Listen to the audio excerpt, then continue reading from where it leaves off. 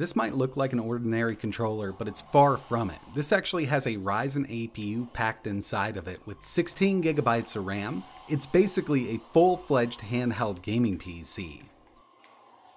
What's going on, everybody? It's ETA Prime back here again. Today we're going to be taking a look at one of the most interesting handhelds to hit the market in 2024. This is known as the Tecno Pocket Go, and it's actually kind of a two-piece design. You can use both of these pieces individually, but what makes this handheld so interesting is it doesn't have its own built-in screen. It's not a streaming device by any means because it does have a built-in Ryzen APU that actually puts out some really good performance, but as you can see here, Tecno has paired this up with a set of AR glasses, and they're calling these the Pocket Vision. It uses a USB Type-C video connection, so if you have a different device, let's say an iPhone, so the iPhone 15, Android device, as long as it supports video over USB Type-C, these glasses will work with it.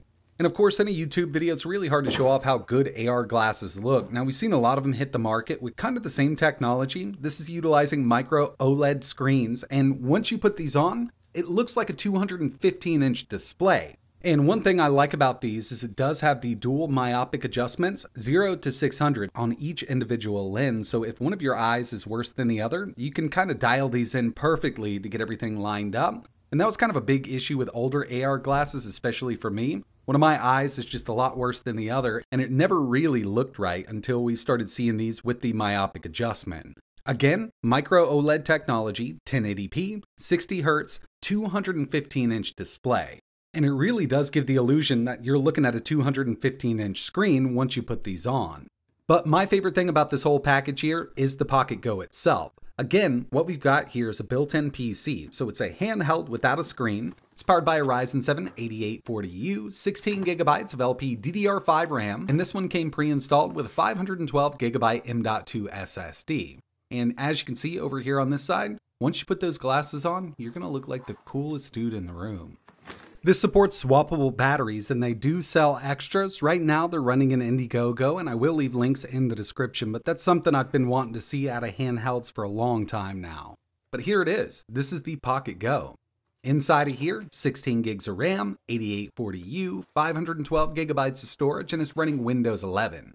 Definitely coming in a lot bigger than an Xbox controller, and that's kind of a given, you know, with all of the technology packed in here. It is using micro switches for the D-pad and the face buttons. We'll test those out in just a bit, but overall, I mean, it's a pretty sleek design given that we've got a full PC built into this unit. In the bottom of the case here, we've got the swappable battery. It's a 50 watt-hour unit, and there's a spot in here so you can actually store another battery. And again, they are selling extra batteries during their Indiegogo, and I guess if it does well, when they open up the website, they'll have more that you can purchase from there. But we also get a 65 watt charger and a full function USB Type-C cable. We've got those full-size analog sticks, and they do feel great. Micro switches for the face buttons, the bumpers, and the D-pad. Hopefully the D-pad isn't horrible. We will be testing it out in this video. And we do have linear triggers, so that's definitely a plus. Really interesting design here. Some USB-C up top. It does have a 3.5mm audio jack. And around back, we've got that battery door. So it's pretty light without that battery, but I guess as soon as we put this in, this is going to add most of the weight to the unit. And I guess it just slides straight down in there. It's got a little tab there so we can easily remove it on the go. Slide that battery door back on and we can power it up. It does have some controllable RGB on the front here. When this thing's booting up, you can hear that fan, and all of the air is going to be pulled in from the bottom and the face of the unit and exhausted out of the top. But yeah, I mean, it's definitely a really, really interesting design. Just to give you an idea of the size, I wanted to compare this against the Steam Deck, and yeah, I mean, it's a pretty big controller if it was just a controller. But again, we've got a 50 watt-hour battery, 8840U, 512 gigabytes of storage. I mean, it's a full-fledged gaming handheld built inside of a controller. And most people out there might be familiar with the size of the Xbox controller, so this kind of gives you an idea of how large this thing is. Down here on the bottom, we've got our intake for that cooler. There's also a gyro switch, and we've got a micro SD card slot. Up top, 2 USB-C ports and the 3.5mm audio jack. And by the way, this does utilize Hall-based analog sticks and Hall-based triggers. got Wi-Fi 6E, Bluetooth 5.2, and like I mentioned, it's powered by the 8840U, but I have seen some of these powered by the 8845HS, and I'm not sure if those were the early prototypes or not. Really hard to show off the AR glasses in a video, so I'm going to connect this to my monitor. This does have USB Type-C video in, everything's powered up. As soon as I plug it in, we're going to be presented with their game center. This is the launcher that comes built in, and we will take a closer look. I'll connect this to my game capture and go over everything because there's quite a bit here. Full fan control, TDP control, it's got a built-in gyro, frame cap, RGB control. Everything we need to customize the performance on this thing is here with their game center, but I wanted to get right into a little bit of gameplay here. And this will be a good one to kind of test the D-pad out with. We'll go with Street Fighter 6 first up, then I'll move over to my game capture to give you a look at all of the software. I've said it before, not a big fan of dish-style D-pads, and that's exactly what we have here. It's got a little bit of a ridge to it, but it does have nice roll. Even though we've got those micro switches here, you can actually feel each click, and I mean, it seems pretty accurate. Actually, kind of liking this. I do wish it had a swappable top. That way we could go with just, you know, that cross-style D-pad. And yeah, I knew I'd miss a couple here, trying to get used to it. There we go. I think I can pull a couple off right in a row. It's something I could get used to. Now, would I want to swap out just a controller set up like this as my main fighting pad? I definitely wouldn't. I want those conductive pads in a cross style or an X style D-pad. But this is something that you could use. I mean, it's definitely not horrible.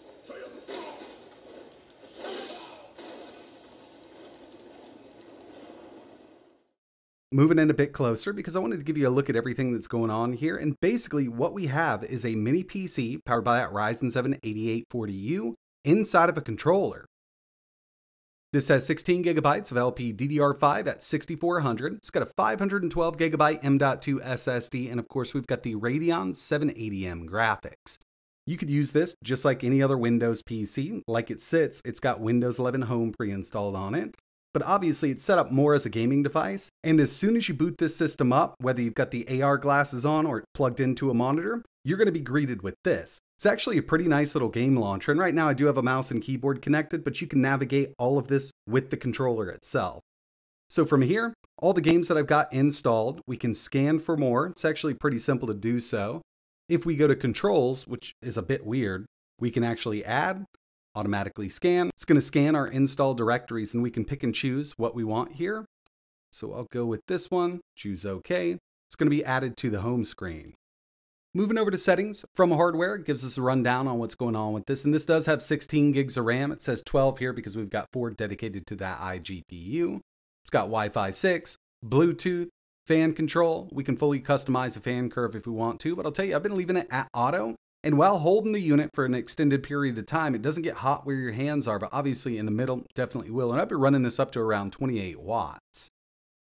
Controller gives us everything we need to know about this. We can set up shortcut keys and we can adjust the dead zones from here. Game platform, this will allow us to kind of just hit up that website, download the game platform for us. I've got everything installed that I'm going to be testing out. Album for screenshots, guide. This comes in really handy. It'll just give you a nice little walkthrough on exactly how to use this system here. It's pretty decent. I'm actually surprised at how well it works, and we can expect upgrades for the SmartBox system. We can go back to the desktop, and of course we've got our album. But that's not it, because at any time while playing a game, if we press this button on the controller, it'll bring up our quick menu. From here, we can disable the microphone, Wi-Fi, go to airplane mode, take a screenshot. This gives us some information on what the CPU is doing. Performance mode, power saving, normal, performance, and basically this is just the Windows performance profile. We can lock this across the board or we can totally disable it. And I have seen this actually change depending on what monitor I have it plugged into. You can enable resolution scale from here, change the VRAM, change the overall resolution. And we've got TDP control. So this actually goes from 10 watts up to 32. Like I mentioned, I've been doing around 28 here. And that's because I know when I'm plugged into a monitor, I've got power going to this also. But obviously on battery, you definitely want to take this down to get better battery life out of it. I'm going to stick it at 20 just for this. Audio vibration, we can change the strength of the haptics. Light effect, we can change those 2 RGBs up top on this unit. And you can set up a custom profile if you want to. So yeah, having all of this at your fingertips while playing a game is really nice. That way we can totally adjust the TDP, get the best performance or battery life, depending on what you're shooting for here. I've had this for about a week and a half. I haven't seen any new updates, but I haven't run into any issues either with their launcher here. It's pretty fleshed out. Now, it would be nice to have, total customization over the way everything looks. And you can set this up to kind of look a bit different, but not much at all. Being able to change from box art would be pretty cool. These are just basically icons that it's pulled from the games we have installed. Now it's time to check out how this thing performs, and first up we've got Hades 2. Going light with it, 1080p, high settings, 10 watt TDP. Hopefully in a later update we can take this down to 5 and 7 watts. You could with a third-party application, but even at 10 watts right now, we're running at 120 FPS. I know running this at 60, we can do around 6.5 watts with this APU. Next up, we've got Overwatch 2, and with the 8840U at these higher wattages, these esports games are going to work great. Fortnite, Dota, Overwatch 2 right here at 1080 medium, looking great, and I am at a 28 watt TDP. On battery, this is something you might not want to do because you're not going to get a lot of battery life out of it. But keep in mind, without that built-in screen, if you're using this, let's say over HDMI or USB Type-C to HDMI, we don't have to worry about power draw from that screen. So even then, we can actually see some pretty decent battery life out of this 50 watt-hour battery.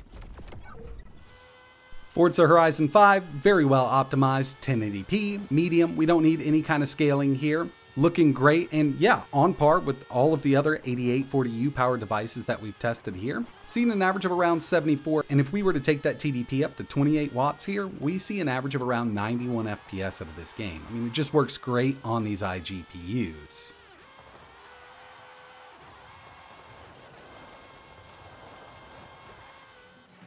Here's the built-in benchmark for Shadow of the Tomb Raider. 1080p medium, and this is one we've been really wanting to get over 60 at medium settings with these iGPUs. And even at 28 watts, we're only seeing an average of 53. Doom Eternal, another game that works great with these iGPUs, but one thing I always like to use here is dynamic resolution scale. And basically what I do is set it at 90 FPS, so it's kind of based there. It'll bring the resolution down. It's not going down by that much, keeping it up at 90, but you can definitely tell in some cases it will go under that 1080p mark. Either way, I still think the game looks great and it plays just fine. You can set this up however you'd like.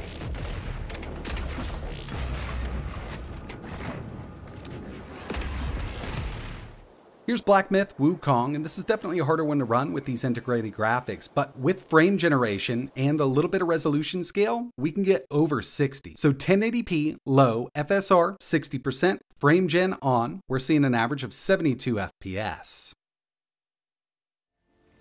And finally, for this first look video, we've got Horizon Zero Dawn Remastered, 720p low, and we're still not at 60. We may need to use some frame gen here, but I'll tell you, with this game, I was going to wait a little while because I know some more optimizations are coming.